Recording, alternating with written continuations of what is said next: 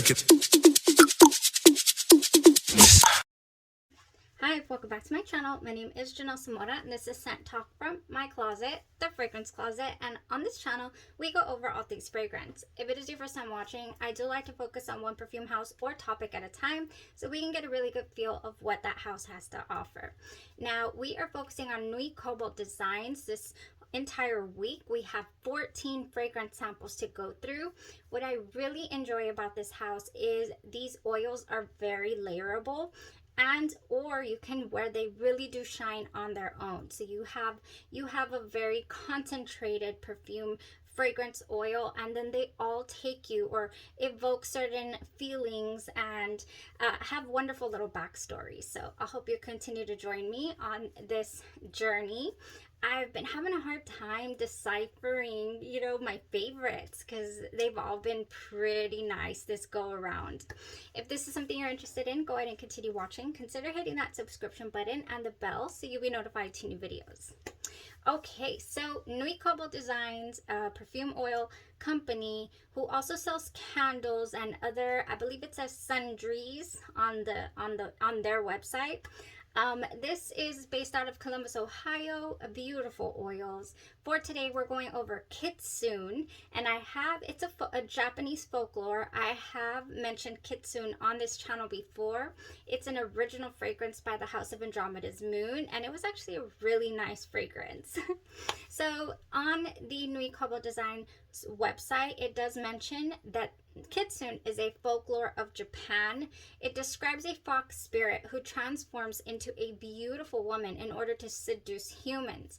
In fox form, Kitsune acquire additional tails as they grow older and wiser, until finally, having sprouted a ninth tail, they ascend into the rank of Shinto deity. What do we have in this fragrance? We have peach blossom, yuzu, wisteria, sandalwood incense, and silk. So the main ingredient or the main note in this fragrance is the peach blossom. It is grown in southern Asia, and I went down a rabbit hole when it comes to peach blossom, because I thought to myself, there's cherry blossoms. Okay, so what are peach blossoms? I have been mentioning peach blossoms in other fragrances here on the channel for quite some time, so I felt it was high time for a little deep dive.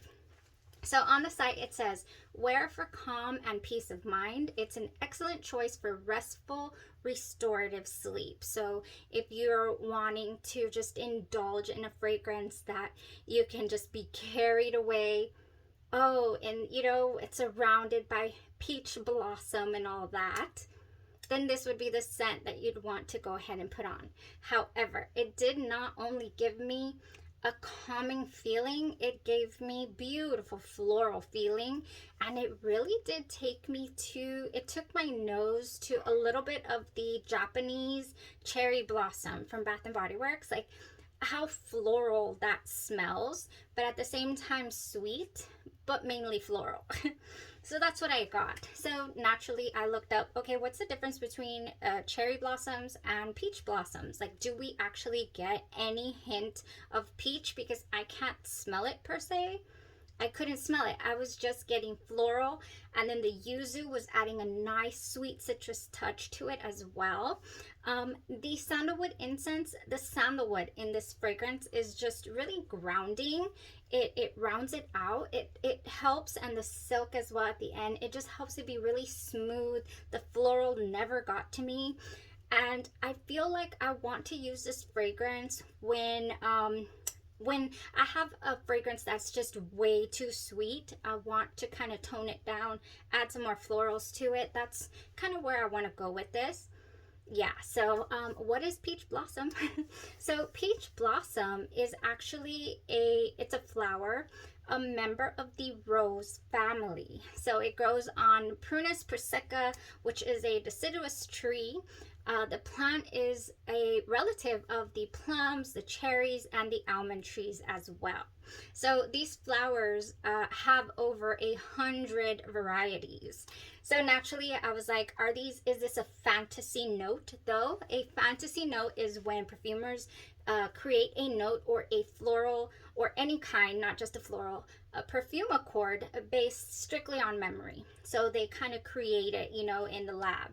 So actually, peach blossoms, you are able to extract their oil.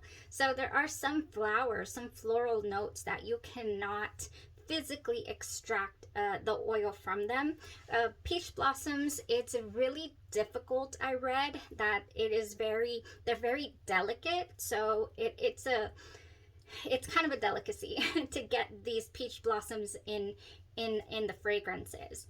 Yeah, so it's a hard task, in other words. So I think that's all I pretty much read up on as far as what the flower was. And then I also read that it is a huge part in Southern Asia, a huge part of their culture, and they believe that it protects. So the brides, the Japanese brides and the Chinese brides, they go ahead and their bouquet is made of peach blossoms, so that, you know, for good luck. So I thought that that was really interesting. You know, who would have thought? I wouldn't have known if I had not just, you know, continued to scroll along and okay, and why and where. You know, it's just what I like to do, and I like to pass that information on to you guys so you know what's going on, and maybe you can, it'll help you treasure your fragrances a little more, kind of understanding the backstory to where some of these natural resources come from and what they mean and what they represent in different cultures as well. So that was my little side bit for today. Again, this opens up really, really floral. Let's talk about how more or less it smells. Really, really floral. I mean, floral, but at the same time, a little like the Japanese cherry blossom, really. You know, it smells like not the foam hand soap, but the gel hand soap, or maybe even like the gel hand sanitizer. That's what it reminds me of so much. And but anyway, yeah, the sandalwood definitely gives it a nice rounded out scent to where it's not headache inducing for me. Is this a fragrance that I personally like to wear on its own and enjoy? And this is what I want to give off, you know, only this? No. Personally, I need a little more sweetness. But I feel like this is such a beautiful, strong base for so many candied, sweet fragrances. So that's where I'm going with this. You know, it is a peach blossom, so it does grow on peach trees, and I wanted to kind of just combine it with peach. So my go-to floral peach, if you've been on the channel, you already know what I'm about to show you, is Pretty as a Peach, you guys. Look at this dent. I love this fragrance.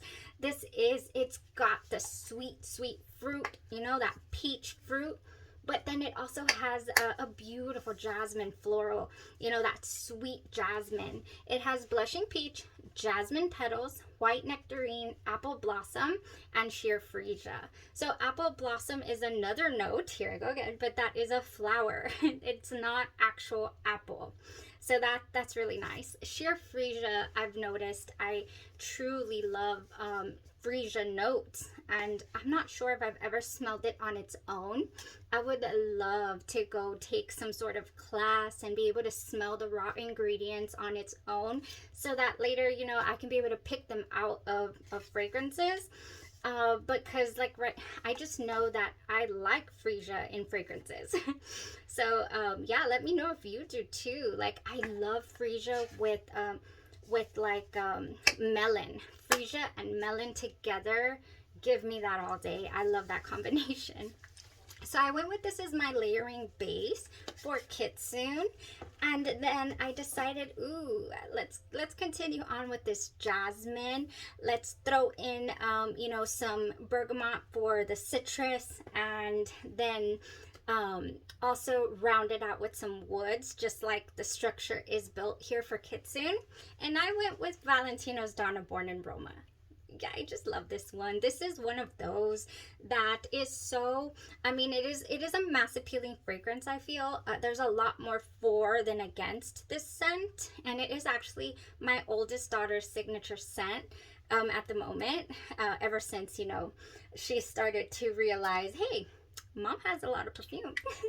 So if you've been here any amount of time, you also know that I was gifted this full bottle in February for Valentine's Day. Not this year, last year, because she ended up totally owning, I mean, you know, taking from this closet my full bottle of Donna Born in Roma. So for Valentine's Day, I got my own full bottle because she probably felt really guilty. But anyways, this is a gorgeous floral peachy, you know, not peachy, I'm sorry, I love to pair it with pretty as a peach. That's what I'm trying to say. I love to throw some peaches in here. The structure, the note structure for this reminds me so much of Sunset Hour by Goldfield and Banks. And in here we have black currant, pink pepper, bergamot, jasmine, jasmine sambac, jasmine tea, bourbon vanilla, cashmere, and guaiac wood. This is one of those fragrances that you can just throw on, set it, and forget it. I mean, you are going to smell beautiful for hours. I mean, you might even forget you're wearing something, and then you get a whiff of something, and you're like, is that me? That smells delicious. The day that I wore this, I actually did go to lunch with coworkers, and my coworker was like, I love it. I love what you're wearing. You know, this is a definite compliment getter. And wearing it with Kitsune, I really do feel like it gave it such a unique touch. You know, it's just a mass appealing fragrance. It's a designer fragrance. You're gonna find it out there on a lot of people, and so to make it unique, to make it your own, what better than to combine it with something that is not out there readily available. That's what I love to use these oils for, is to kind of just make mass appealing fragrances that I love, that, you know, 3 other people might be wearing at the same table, but I'm going to be smelling different. Besides, you know, your typical skin chemistry, how this might smell different on me than the girl next to me, I also like to just switch it up completely. So yeah, this is my Kitsune Valentino Donna Born in Roma combo now, for certain. Love it. I loved it. This was great. Yeah, and yet again, this is one of those fragrances that I could totally make a layering video for, like an entire, you know, this would go well with this, and that, and have so much fun with it. So just to recap here, Kitsune is not an oil that I would love to sport on its own. This is an oil I would love to combine with my fruity floral fragrances, okay? That's just the gist of it. So would I be interested in getting a bigger size of it? Why not? Yes, it's different enough. I don't, you know, have anything in my collection, in my fragrance wardrobe, that smells like Japanese cherry blossom from Bath & Body Works, because it's not my favorite. I don't even own it in my collection. You know, I have a couple of, my mother loves the scent, so she has some hand soaps as well. And I believe a body wash too. So yeah, that was it for today. Had a lot of fun pairing this one, thinking about what I wanted to wear it with, you know, what note structure I wanted to throw that into and enjoy. And I'm so glad I was able to enjoy it. Now, Kitsune is part of the Fae Folk and Otherworldly Beings collection. You will find all the different collections on the NUI COBALT's website. I think that's so interesting as well, how they all have a little grouping, they all have a little backstory, and you know, and it's just a fun house to explore. So I hope you'll continue exploring with me this rest of the week, and probably into next as well. I believe there's a couple that I can combine into one video for you guys, so that we're not here for 4 or 5 weeks on one topic, and we can move on. And I want to thank everybody for tuning in and for supporting the channel. I truly appreciate it. I appreciate that you guys like, you know, coming on and learning about fragrances, especially indie perfume brands. It's just, I get so thrilled when I get to expose, you know, the fragrances to new people, because it's not known. It's not, you know, something that's out there. And yeah, it's our own little secret secret club. Okay, guys, y'all have a blessed rest of your day, your night, or your evening, and you stay safe. Bye bye.